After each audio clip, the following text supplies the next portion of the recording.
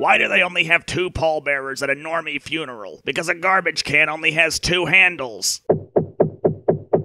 Come in. Oh, hi, Nobuko. Oh, hey, Maureen. I was just reading the official book of normie jokes. What's up? There's something I need to ask you about. VAP's a human, right? Yeah, what else would she be? A giant talking hamster? That's not what I meant. I mean, is VAP-Chan an actual fleshy 3D person, or is she a cartoon person like us? Oh yeah, I forgot. You met Vappy a long time after me and Holly and the rest did. Fortunately, I've prepared a slideshow. You see, Vap's from the human world. Vap had always been a fan of old cartoons and comics. She was even an artist herself, but one day, a few years ago, she got in a horrible fight. Vap almost won, but her opponent fought dirty and knocked her out. Holy cats. While Vap was unconscious, she had a bizarre vision. She was falling through a void surrounded by all these weird colors and shapes. And when she finally landed, she looked around and realized she was in the world of cartoons, aka Videoland. Vap spent the rest of the day taking in the sights of Videoland and meeting all her favorite cartoons.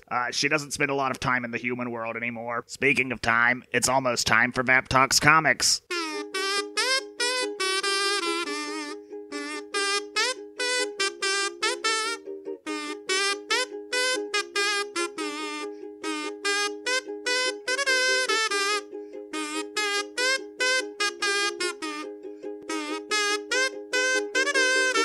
Hi, Vapsketeers. God, that still sounds so weird. Come on, Vappy, it's cute and old-timey. I don't know, it makes me feel like Disney's gonna send someone to break my kneecaps. Please? Okay, the friggin' Vapsketeers name stays. Hooray! Now, where were we? Oh yeah, VAP-Chan here with another VAP Talks Comics.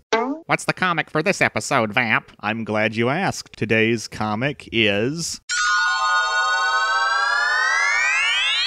the original Astro Boy number 13 from 1988. Great, finally some manga on this show. Don't get too excited yet, Holly. The Astro Boy I remember was really, cute. Don't tell anyone I said that. But this one has that fun house at a sleazy parking lot carnival art style. Yeah, you've got that right. See, this isn't the original Astro Boy by Osamu Tezuka. This is the original Astro Boy from Now Comics. Ah, darn it. The cover's a surprisingly violent image of Astro Boy smashed to pieces, with the villain standing triumphantly over his remains. Vap, it's not that surprising. In the actual Astro Boy manga, well, he's not called Astro Boy in Japan, he's called Tetsuwan Atomu, but the original manga had a lot of robots getting maimed as well. Even Astro himself gets his head blown off at one point. Yeah, but that's from Japan, from a time when manga in general was really violent. This is from America, from the 80s, when the normies still saw comics as just dumb crap for kids.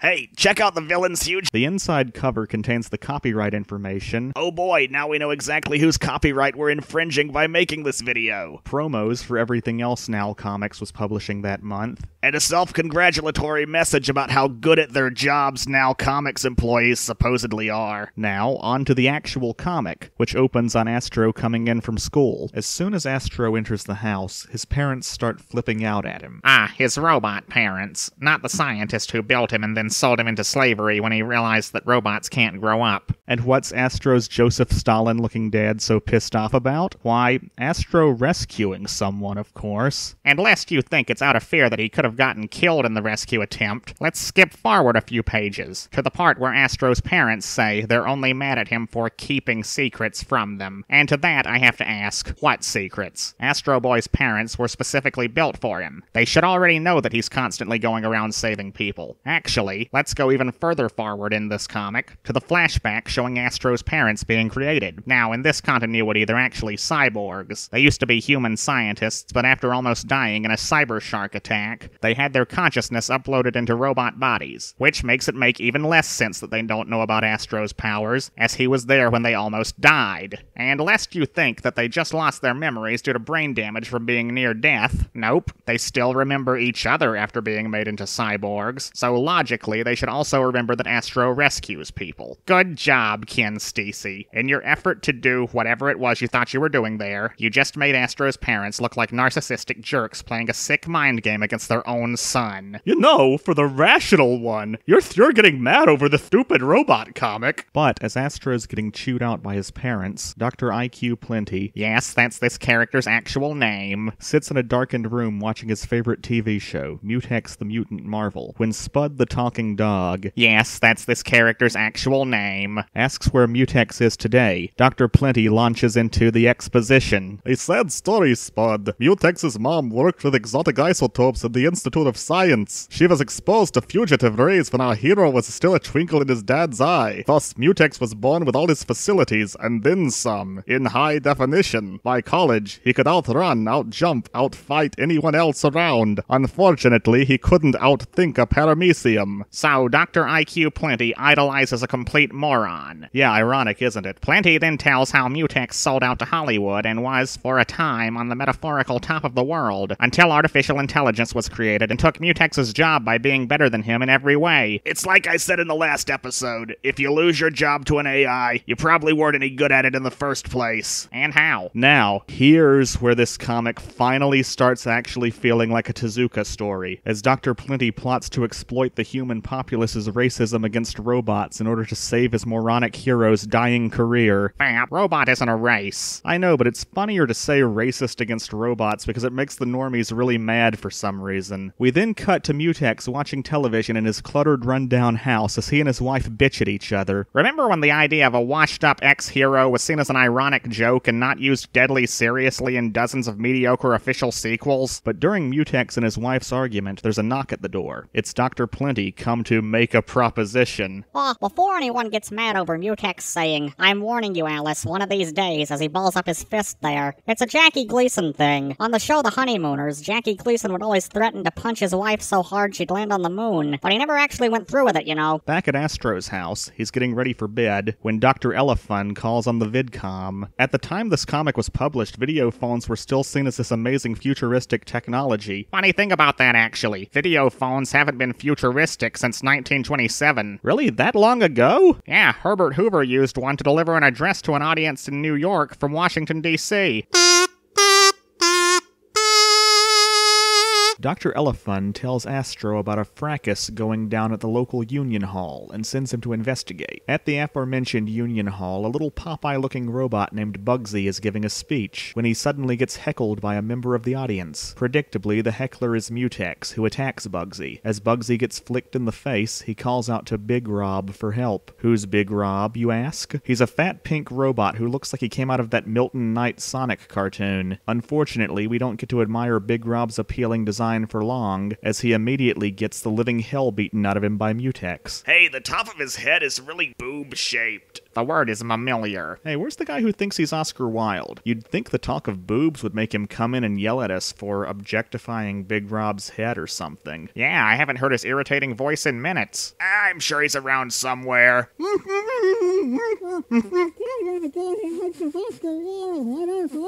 What's that muffled screaming? It's probably just the wind. Let's get back to the comic. The next 2 pages are an ad for another Now comic, Ralph Snart. Ralph Snart was apparently the longest-running comic Now published. It ran from 1986 to 1993. I've never read any of it, but the art style reminds me of a grosser version of the Beano. So you're saying it reminds you of Viz.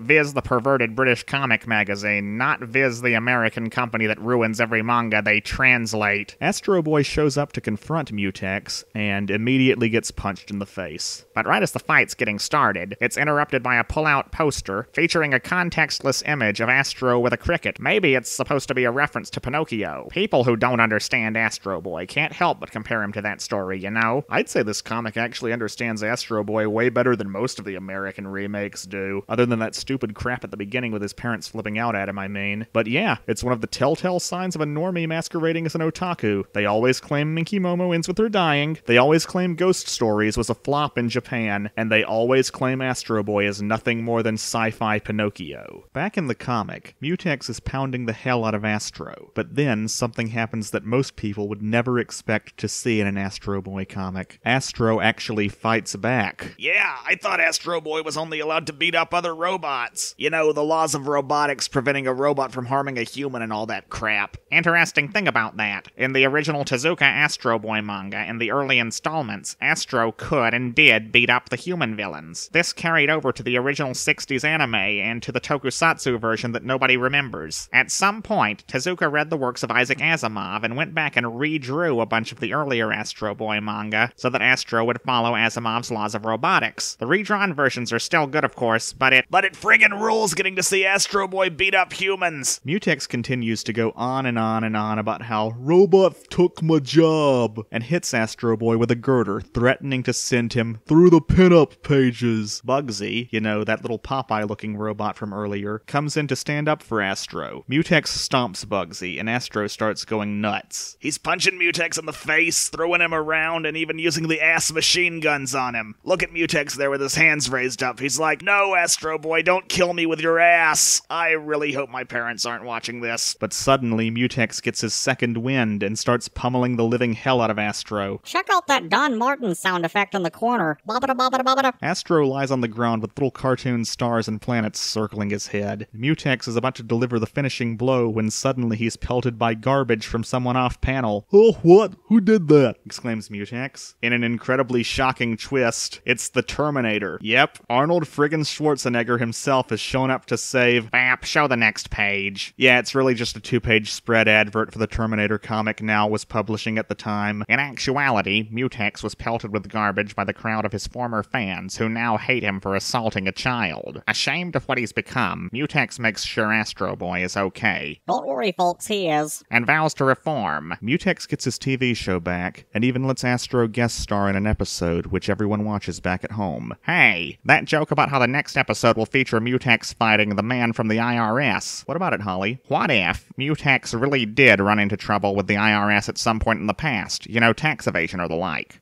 A lot of lower-level celebrities get caught on tax-related charges. What if that's the real reason he fell on hard times, and all his anti-robot bigotry was just him shifting the blame so he wouldn't have to take responsibility for his own failings? But hey, that's just a theory. A comic theory. Now, the comic ends on a cliffhanger, with a news reporter who looks eerily similar to the dad from Limit-Chan, announcing that dinosaurs are attacking the city. But of course, we've still got a few more pages to check out. The letters page is actually pretty funny, with Galen's letter containing lines like, "Elmer? What the hell kind of name is Elmer?" and "The scene with Astro Boy talking about people cooperating was just so saccharine I almost got sick." I can't imagine a newer comic printing a letter like that. Wait, do comics even have letters pages anymore? Next page is an ad for Now's Speed Racer comic. They use a screenshot from the actual anime in this ad, which is odd since the comic's art style is very different. In the near future, we'll be talking about an issue of this comic, by the way. The inside back cover is an ad reminding the reader to subscribe to Now Comics. Just like how you should subscribe to this channel. And don't forget to click that stupid little bell thing. Yes, thank you. Anyway, the art in this ad reminds me of those Bummers comics in Dynamite magazine, and it contains the great line, "Now you can taunt your feeble-minded friends like I do." The back cover is an ad for Now's Real Ghostbusters comics, based, of course, on the Deke cartoon of the same name. Not much to say here other than, I think Filmation had the superior Ghostbusters cartoon. Seriously, VAP? Seriously? Yeah, the Filmation Ghostbusters had a cooler car, cooler recurring villains, and a gorilla wearing a hat. Well, anyway, which of you wants to give the final thoughts on Astro Boy number 13? I will, VAP. You know, I thought this comic was going to be pretty terrible. You know, most American remakes of anime and manga are. But it's actually alright. Other than the wonky art and the whole Astro's parents acting like narcissistic dickheads for no reason thing, it does feel like Astro Boy. Yeah, it really exceeded my expectations too, Holly. I really liked BigRob. You know, at least for the few pages he actually appeared on. Yeah, and the fight scene's friggin' ruled. The cartoonist draws Astro's face really weird, but he sure is good at drawing beatings. And how? Lauren, what did you think of this comic?